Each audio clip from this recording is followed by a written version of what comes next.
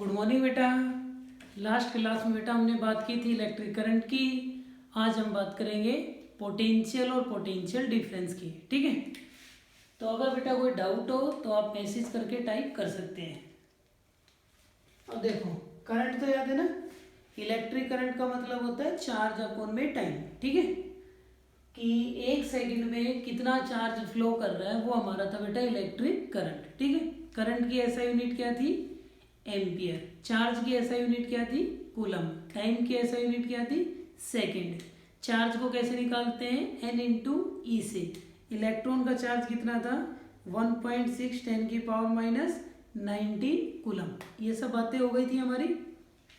अब मैं बात कर रहा हूं बेटा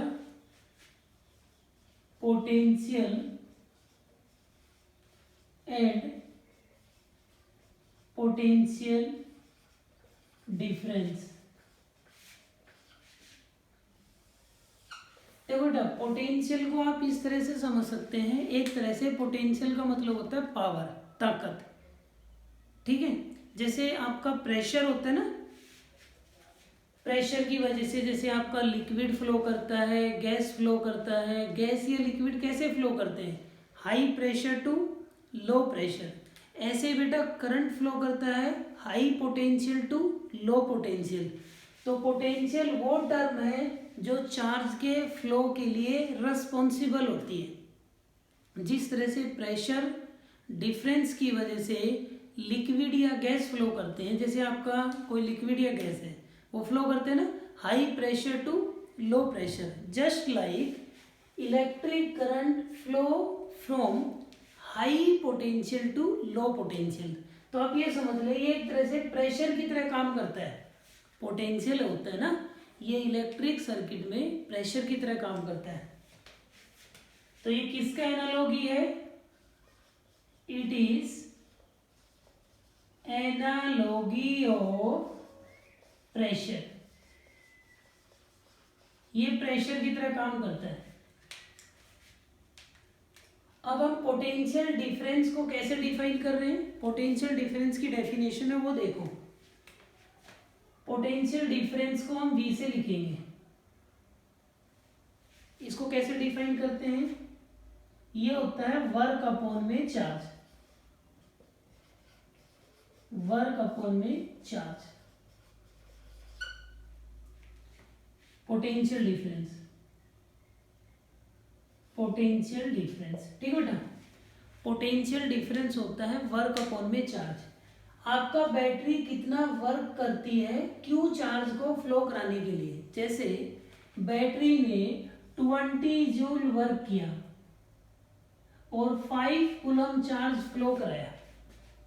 बैटरी ने 20 जूल वर्क किया और 5 कूलम चार्ज फ्लो कराया, तो बैटरी का पोटेंशियल डिफरेंस कितना हो गया, वर्क अपॉन में चार्ज, मतलब कि 4।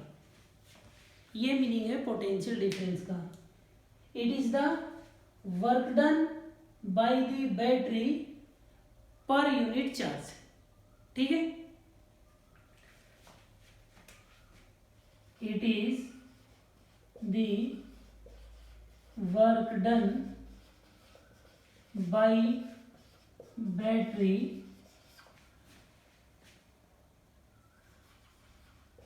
Per unit charge. तो आपकी बैटरी कितना वर्क करती है पर यूनिट चार्ज, वो क्या कहलाता है बेटा, पोटेंशियल डिफरेंस। इसकी एसआई यूनिट क्या है, एसआई यूनिट है बेटा इसकी वोल्ट। क्या है इसकी एसआई यूनिट, वोल्ट। तो पोटेंशियल डिफरेंस क्या होता है, वर्क अपॉन में चार्ज होता है, और इसकी एसआई यूनिट क्या होती है, वोल्ट होती है। अब देखो, पोटेंशियल डिफरेंस की एसआई यूनिट हो गई वोल्ट, तो V से लिखेंगे। वर्क की हो गई जूल, चार्ज की हो गई कूलम। ठीक है, तो 1 वोल्ट क्या हो जाएगा, 1 जूल अपॉन में 1 कूलम हो जाएगा। अब यहाँ 1 लिखने की जरूरत तो नहीं है ना। तो अगर कोई आपसे पूछ ले 1 वोल्ट को कैसे डिफाइन करेंगे, 1 वोल्ट को, तो 1 वोल्ट क्या है, 1 वोल्ट को यहां से डिफाइन कर सकते ना, 1 कूलम चार्ज फ्लो कराने के लिए जब बैटरी 1 जूल का वर्क डन करती है उस टाइम उसका पोटेंशियल डिफरेंस कितना होता है 1 वोल्ट। बल्कि जब बैटरी 1 जूल वर्क डन करे और कितना चार्ज फ्लो कराए 1 कूलम, उस टाइम उसका पोटेंशियल डिफरेंस कितना होगा बैटरी का 1 वोल्ट। तो 1 volt is the work done by the battery to flow unit coulomb charge, that work done is known as potential difference। मतलब कि बेटा 1 कूलम चार्ज फ्लो कराने के लिए 1 जूल का वर्क डन अगर बैटरी कर रही है तो समझ लो उसका पोटेंशियल डिफरेंस कितना है 1। तो पोटेंशियल डिफरेंस समझ में आ गया, ये समझ में आ गया, ऐसा यूनिट समझ में आ गया, 1 वोल्ट समझ में आ गया। 1 वोल्ट भी लिख दूं, it is the potential difference when 1 joule work done is required to flow 1 coulomb charge in a circuit। तो ये सारी डेफिनेशन आपको आनी चाहिए। पोटेंशियल डिफरेंस क्या है उसका ये डेफिनेशन, 1 वोल्ट का डेफिनेशन, ये 1 वोल्ट का डेफिनेशन है, ऐसा यूनिट आनी चाहिए। तो पोटेंशियल को आप प्रेशर की तरह डील करेंगे, जिस तरह से प्रेशर डिफरेंस की वजह से लिक्विड और गैस फ्लो करते हैं इसी तरह से बेटा पोटेंशियल डिफरेंस की वजह से करंट फ्लो करता है। ठीक है, हाई पोटेंशियल से लो पोटेंशियल, जैसे बैटरी में एक साइड प्लस होता है एक साइड माइनस। तो अभी तक हमने बेटा आई और वी की बात कर ली है, तो करंट हमें समझ में आ गया, पोटेंशियल डिफरेंस समझ में आ गया। अब हम बात कर रहे हैं, जैसे छोटा सा न्यूमेरिकल देख लेते हैं इस पे कि इसको यूज कैसे करना है।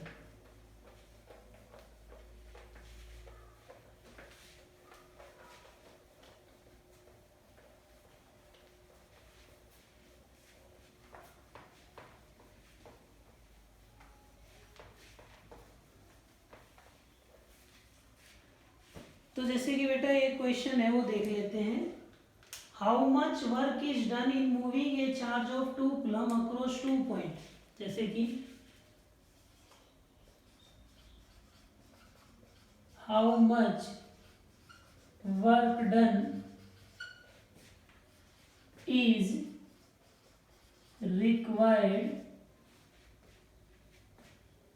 To flow 2 coulomb charge when V is equals to 6 volt. जब आपको 2 कूलम चार्ज फ्लो कराना है, कितना चार्ज फ्लो कराना है बेटा 2 कूलम, और पोटेंशियल डिफरेंस कितना है बच्चे 6 वोल्ट, तो कितना वर्क डन होगा। देखो V नो, सबसे पहले ये देख लो आपको बेटा क्या गिवन है। गिवन क्या है, गिवन है हमें चार्ज कितना है 2 कूलम। ठीक है, पोटेंशियल डिफरेंस कितना गिवन है 6 वोल्ट। अब हमें फॉर्मूला पता है, पोटेंशियल डिफरेंस का फॉर्मूला क्या है, वर्क अपॉन में चार्ज, यही फॉर्मूला है ना पोटेंशियल डिफरेंस का। तो बेटा वर्क क्या हो जाएगा, चार्ज इधर आ जाएगा V into Q, potential difference कितना है 6, चार्ज कितना है 2, तो हो जाएगा 12 जूल। तो आप ऐसे पोटेंशियल डिफरेंस और वर्क डन के क्वेश्चन लगा सकते हैं।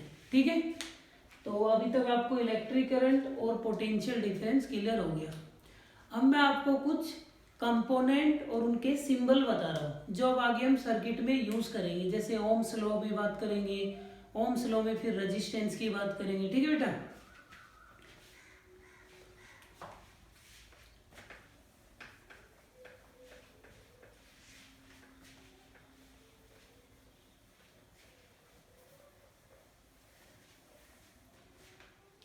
तो मैं कुछ कंपोनेंट और फिर सिंबल बता रहा हूं। जैसे कंपोनेंट हो गए बेटा और इधर हो गए सिंबल।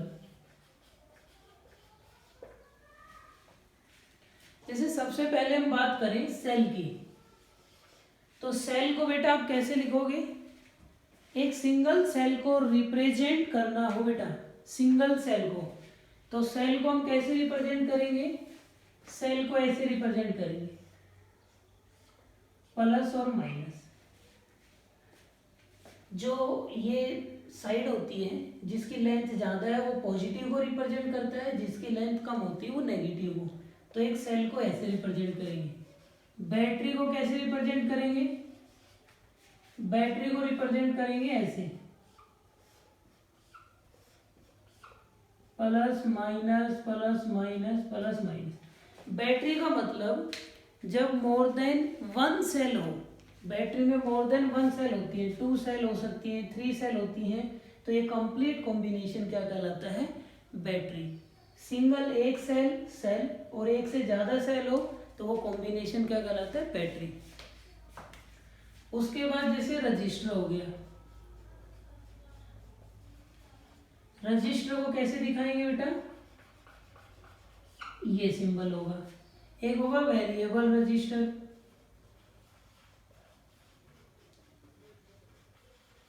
वेरिएबल रजिस्टर का मतलब देखो, एक तो फिक्स रजिस्टर होता है, फिक्स का मतलब जिसकी वैल्यू फिक्स रहेगी, हम चेंज नहीं कर पाएंगे। एक होता है वेरिएबल रजिस्टर, वेरिएबल रजिस्टर को आप ऐसे दिखाएंगे, ऐसे। एक रियोस्टेट होता है बेटा, वो भी वेरिएबल रजिस्टर ही होता है, रियोस्टेट। रियोस्टेट भी क्या होता है? वेरिएबल रजिस्टर ही होता है। और वो कैसे होता है? वो ऐसे करके उसमें ऐसे लगाते हैं, ये रियोस्टेट। इसमें क्या है, एरो को हम ऐसे एडजस्ट करके रेजिस्टेंस को वेरी कर सकते हैं। और वेरिएबल रेजिस्टेंस बॉक्स भी आते हैं। तो ये सेल, ये बैटरी, ये रजिस्टर, ये वेरिएबल रजिस्टर और ये रियोस्टेट। फिर जैसे स्विच है, स्विच का सिंबल है, अगर ओपन हो तो स्विच को हम ऐसे दिखा देते हैं, और अगर स्विच क्लोज हो तो क्लोज में डॉट लगा देंगे बेटा, ठीक है। अगर स्विच ओपन हो तो हम ऐसे लिख देंगे, अगर स्विच क्लोज हो तो ऐसे डॉट लगा देंगे। तो ये ओपन स्विच हो गया, ये क्लोज हो गया। और कई बार हमें जैसे वायर का ज्वाइंट करना हो तो वायर का ज्वाइंट को ऐसे दिखा देंगे, वायर ज्वाइंट, वायर ज्वाइंट ऐसे दिखा देंगे। अगर वायर का ज्वाइंट नहीं करना हो, वायर को एक दूसरे के ऊपर से पास करना हो, क्रॉस वायर दिखाना हो, तो क्रॉस वायर को कैसे दिखा देंगे? एक वायर ऐसे और उसको ऐसे, मतलब ये वायर ज्वाइंट नहीं है, ऐसे है। ज्वाइंट का मतलब तो ऐसे कनेक्ट है बेटा, और ये क्रॉस का मतलब है एक दूसरे के साइड से जा रही है। तो ये कुछ सिंबल हम यूज करेंगे। तो इतनी बात समझ में आ गई। इलेक्ट्रिक करंट ध्यान से समझना है, पोटेंशियल ध्यान से समझना है। फिर हमने 1-2 क्वेश्चन की बात की थी, उन क्वेश्चन में कोई डाउट हो तो आप रिप्लाई करना। और फिर मैंने ये सिंबल लिखे हैं। अब बेटा मैं आपको पढ़ा रहा हूँ ओम्स लॉ, जो बहुत ही इंपॉर्टेंट है, ठीक है। ओम्स लॉ की बात करेंगे।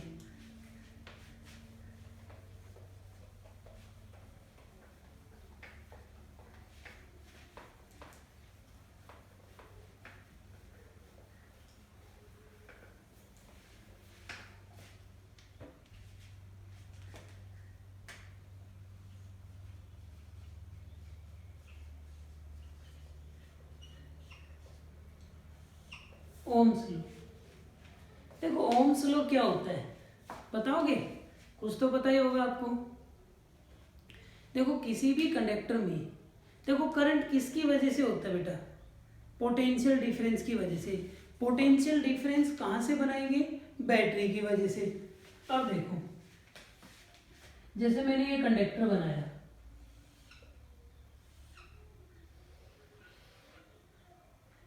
और ये बेटा मैंने बैटरी लगाई,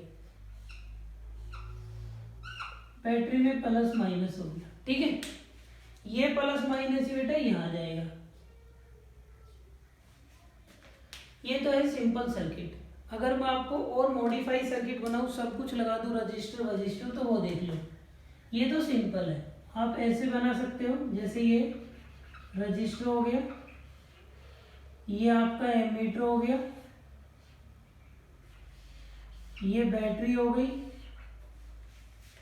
एमीटर मैंने बताया था सीरीज में लगाते हैं, और ये वोल्ट मीटर हो जाएगा जो पैरेलल में हो जाएगा।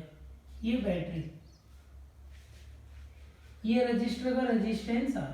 ठीक है, ये सिंपल सर्किट है, ये भी है। चलो आप इसको रहने दो, इसी से बात कर लो, आपकी बुक में यही होगा, ऐसा है ये। ठीक है, अब देखो करंट कैसे फ्लो करता है। बैटरी के प्लस से स्टार्ट होता है करंट, ऐसे फ्लो करता है प्लस से माइनस की साइड करंट फ्लो करता है। पहली बात तो ये, करंट हमेशा हाई पोटेंशियल से लो पोटेंशियल। अब जैसे बेटा आपको यहाँ भी प्लस माइनस दिखाने, कई बच्चों को कंफ्यूजन रहना है कि एमीटर में प्लस कहाँ आएगा माइनस कहाँ आएगा। करंट बैटरी के प्लस से जा रहा है, प्लस से ऐसे जा रहा है, करंट जाएगा ऐसे जा रहा है, तो ये जाएगा हाई से लो की साइड। ऐसे वोल्ट मीटर में भी करंट ऐसे जाएगा। देखो बैटरी की प्लस की साइड प्लस बना देना है, माइनस की साइड माइनस वोल्ट मीटर में। तो ये आपको सर्किट डायग्राम हो गया। अब ओम्स लॉ क्या कहता है, पहले स्टेटमेंट लिख देता हूं। It states that electric current, it states that electric current is directly, it states that electric current is directly proportional to, it states that electric current is directly proportional to applied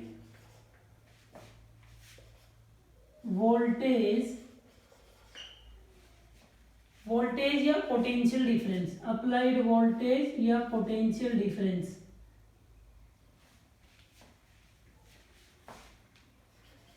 when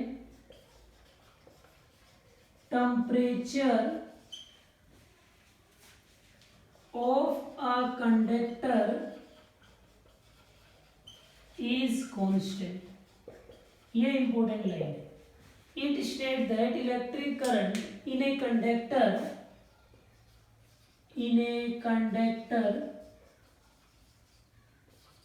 it states that electric current in a conductor is directly proportional to applied voltage when temperature of a conductor is constant। तो Ohm's law ये कहता है बेटा, अगर हम battery का potential difference बढ़ाएंगे तो उसमें करंट भी बढ़ेगा, डायरेक्टली होते हैं एक दूसरे के। तो ओम्स लॉ का स्टेटमेंट ये है, I डायरेक्टली टू V, मतलब कि जो करंट है वो V के डायरेक्टली होगा। लेकिन मैथ में ये इसको बढ़ाएंगे तो ये बढ़ेगा, या इसको बढ़ाएंगे तो ये बढ़ेगा, मतलब कि V इंक्रीज करेंगे तो I इंक्रीज होगा, या I करेंगे तो V। तो हम इसको मैथ के उल्टा भी लिख सकते हैं, मतलब कि V डायरेक्टली टू I, जैसे हमारी बुक में ऐसे लिख देते हैं, वैसे डायरेक्टली में कर सकते हैं चेंज। तो I डायरेक्टली टू V या V डायरेक्टली टू I, ये है ओम्स लॉ। लेकिन कंडीशन इंपॉर्टेंट है बेटा, व्हेन टेम्परेचर, अगर टेम्परेचर चेंज हुआ तो ये रिलेशन वैलिड नहीं होगा। तो ये हो गया डायरेक्टली। डायरेक्टली को हटाने के लिए कांस्टेंट आता है जिसका नाम है R। R को बोलते हैं रेजिस्टेंस। क्या बोलते हैं? रेजिस्टेंस। तो ये ओम्स लॉ हो गया, V equals to I R. V potential difference हो गया या वोल्टेज हो गया, I करंट हो गया, R रेजिस्टेंस हो गया। R यहाँ पे कांस्टेंट है। जब भी कोई डायरेक्टली का साइन रिमूव करते हैं बेटा, एक कांस्टेंट इंट्रोड्यूस करना पड़ता है। ठीक है, तो यहाँ तक बात समझ में आ गई। फिर V और I में ग्राफ भी पूछ लेता है कि कैसा ग्राफ होगा। Graph between V and I। हम क्या करते हैं बेटा, देखो यहाँ वोल्टेज इंक्रीज करते जाएंगे, तो हम क्या करेंगे, ये जैसे कंडक्टर हो गया, कंडक्टर का रेजिस्टेंस आ रहा है, तो इसमें वोल्ट मीटर में V की रीडिंग देख लेंगे, एमीटर में करंट की रीडिंग देख लेंगे। तो V और I में जब ग्राफ बनाएंगे रीडिंग नोट करके, तो जैसे ये V और I, तो डायरेक्टली का मतलब स्ट्रेट लाइन मिलता है हमें, ठीक है। ये वोल्ट मीटर से V का रीडिंग ले लेंगे, एम मीटर से I का रीडिंग ले लेंगे, और जब रीडिंग नोट करके ग्राफ प्लॉट करते हैं ना कि एक पॉइंट V का एक I का, तो पॉइंट हम डिनोट करते जाएंगे V ऐसे, तो हमें ये स्ट्रेट लाइन मिलेगा। अब आपसे क्वेश्चन पूछा जाएगा कि V और I ग्राफ में रेजिस्टेंस कैसे निकालोगे। रेजिस्टेंस कैसे निकलेगा, इसका स्लोप निकलेगा। Slope of VI graph gives resistance. ये इंपॉर्टेंट क्वेश्चन है बेटा कि VI ग्राफ का स्लोप क्या देगा, रेजिस्टेंस देगा। देखो किसी भी ग्राफ को डिवाइड करते हैं ना V/I, कोई भी ग्राफ हो उसमें किसी भी फिजिकल क्वांटिटी को डिवाइड करेंगे तो स्लोप ही बनता है। तो स्लोप का मतलब होता है ये एंगल, मैं आपको बता देता हूँ, ये जो एंगल है थीटा, तो स्लोप का मतलब होता है बेटा tan थीटा। तो यहां से tan थीटा निकाल लेंगे ट्रायंगल से, वो tan थीटा क्या होगा, R होगा, V/I होगा, ये ध्यान रखना। तो जब भी VI ग्राफ से रेजिस्टेंस निकालना हो तो tan थीटा निकाल लेना, मतलब कि स्लोप निकाल लेना। tan थीटा को स्लोप बोलते हैं मैथ में। तो ओम्स लॉ इतना समझ आया। ये आपका वोल्ट मीटर है, ये भी समझ आ गया होगा बेटा, ये वोल्ट मीटर है, ये बेटा एम मीटर है,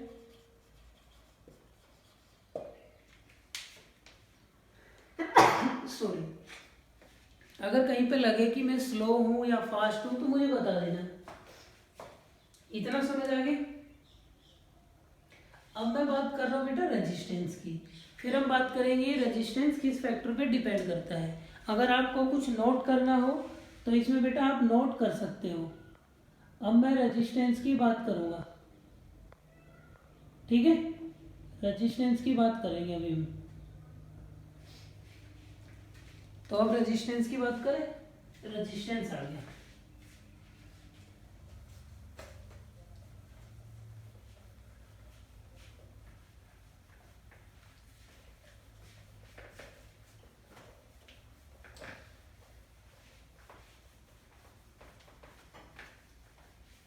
मैं न्यूमेरिकल भी करूंगा, सारी एक्सरसाइज भी आपको करवाऊंगा, ठीक है। एक बार मैं बेसिक समझा देता हूं, अगर आपको लगता है बेसिक में दिक्कत नहीं है तो हम ज़्यादा फिर न्यूमेरिकल पे भी फोकस करेंगे बेटा, क्योंकि एक बार बेसिक बताना जरूरी है। Resistance,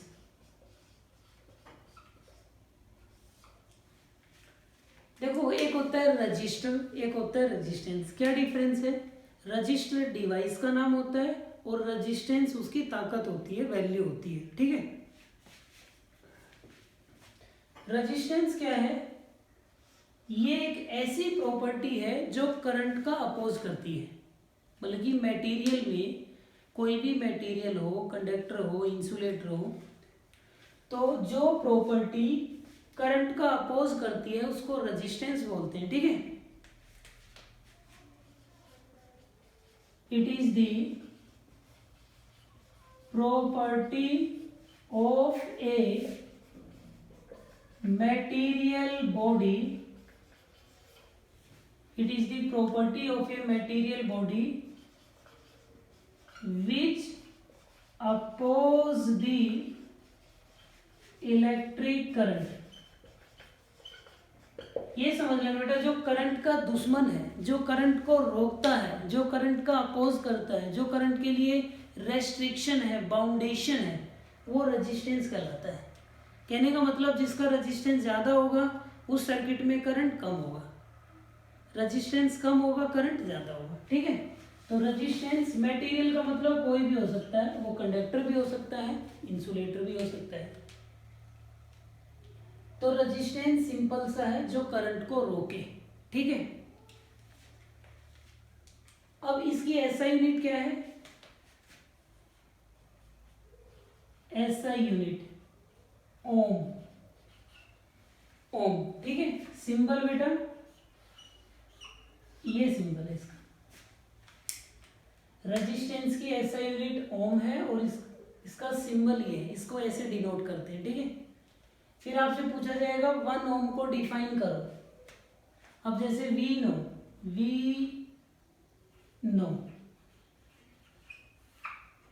V equals to I R होता है, आर क्या हो जाएगा V बाई आई। अब रेजिस्टेंस 1 ओम कब होगा, जब किसी कंडक्टर में पोटेंशियल डिफरेंस 1 हो और करंट भी 1 हो। तो रेजिस्टेंस 1 ओम कब होगा, जब पोटेंशियल डिफरेंस 1 हो और करंट भी 1 एम्पियर हो। Resistance is said to be 1 ohm of a conductor when its potential difference is 1 volt and 1 ampere current is flow through conductor। तो जब कंडक्टर से 1 एम्पियर करंट फ्लो करे और उसके एंड पे कितना पोटेंशियल डिफरेंस हो 1 वोल्ट का, उस टाइम उसका रेजिस्टेंस कितना होगा 1 ओम। समझ गए। जैसे बेटा ये कंडक्टर है, ये कंडक्टर है बेटा और ये बैटरी है प्लस माइनस, इसमें कितना करंट फ्लो कर रहा है 1 एम्पियर का, और इन दोनों एंड पे पोटेंशियल डिफरेंस कितना है 1 वोल्ट का। तो हम कहेंगे इसमें रेजिस्टेंस कितना है 1 ओम। तो अगर किसी कंडक्टर के एंड के ऊपर, जैसे बेटा ये कंडक्टर है, इसके दोनों एंड पे पोटेंशियल डिफरेंस अगर 1 वोल्ट है, कितना है 1 वोल्ट है, और इसमें 1 एम्पियर करंट फ्लो कर रहा है, तो उस टाइम कहेंगे इसका रेजिस्टेंस कितना है 1 ओम। तो रेजिस्टेंस समझ आ गया, ऐसा यूनिट समझ में आ गई। 1 ओम रेजिस्टेंस कब होगा, ये भी मैं लिख दूं,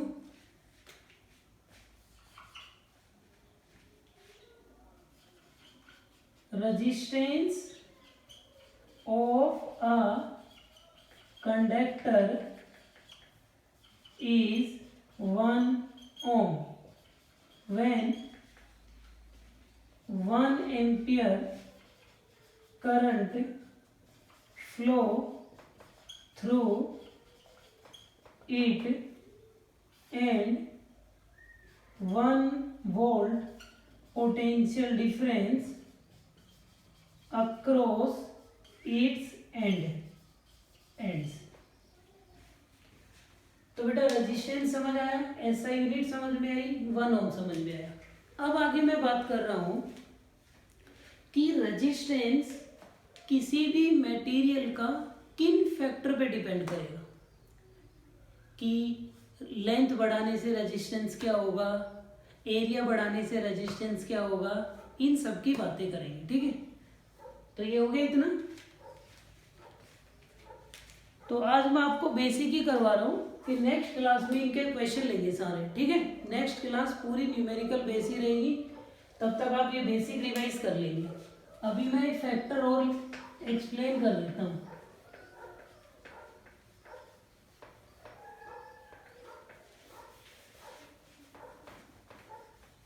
यही क्वेश्चन होंगे आपके एक्सरसाइज में, factor affecting resistance, factor affecting resistance, factor affecting resistance, ठीक है। देखो बेटा, रेजिस्टेंस को कौन कौन से फैक्टर अफेक्ट करते हैं। रेजिस्टेंस लेंथ के डायरेक्टली होता है, जैसे ये कंडक्टर है, ये इसकी लेंथ है, कंडक्टर की लेंथ के डायरेक्टली होगा, जितनी ज्यादा लेंथ होगी उतना ज्यादा रेजिस्टेंस होगा, फैक्टर 1। समझ आ गया। Resistance is directly proportional to length of a conductor. दूसरी कंडीशन, अब करंट जैसे ऐसे फ्लो कर रहा है, जैसे यही कंडक्टर है, तो इसमें आपको ये कंप्लीट एरिया नहीं लेना है, ये वाला क्रॉस सेक्शनल एरिया लेना है जो साइड से दिख रहा है, जिससे करंट फ्लो कर रहा है, ये वाला एरिया, इस एरिया के इन्वर्सली होगा। सेकंड है resistance inversely proportional to cross sectional area,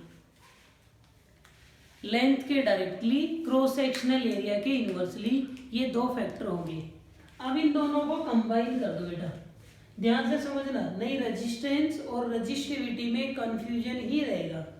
देखो समझ आ गई नहीं दोनों, लेंथ के डायरेक्टली एरिया के इनवर्सली, कंबाइन इक्वेशन 1 एंड 2। अब बेटा दोनों को कंबाइन करो तो क्या आ जाएगा,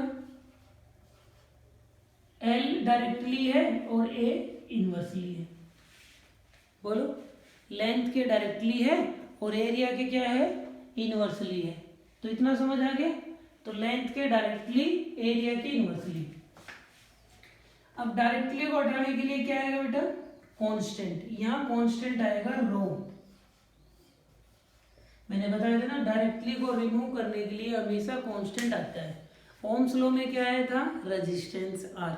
रेजिस्टेंस वाले डेरिवेशन में क्या आया है, रो। इसको क्या पढ़ेंगे, इसको, इसका प्रोनाउंसिएशन होगा रो। रो इसको बोलते क्या है, रजिस्टिविटी। क्या नेम है इसका, रजिस्टिविटी। इतना समझ आया। किसी भी कंडक्टर का जो रेजिस्टेंस है वो लेंथ के डायरेक्टली होगा, एरिया के इनवर्सली होगा। दोनों को कंबाइन करेंगे बेटा, L बाई ए आ जाएगा। डायरेक्टली को रिमूव करेंगे तो रो आ जाएगा। रो का नाम है रजिस्टिविटी। एक नाम और है इसका, क्या है, स्पेसिफिक रेजिस्टेंस। स्पेसिफिक रेजिस्टेंस, एक नाम इसका ये है, स्पेसिफिक रेजिस्टेंस। इतनी बात समझ में आ गई। तो अब मैं आपको टोटल फैक्टर बता रहा हूं कि रेजिस्टेंस अब कितने फैक्टर पे डिपेंड कर रहा है, टोटल कितने हो गए। अब ध्यान से देखना, फर्स्ट फैक्टर तो हो गया लेंथ, सेकंड हो गया क्रॉस सेक्शनल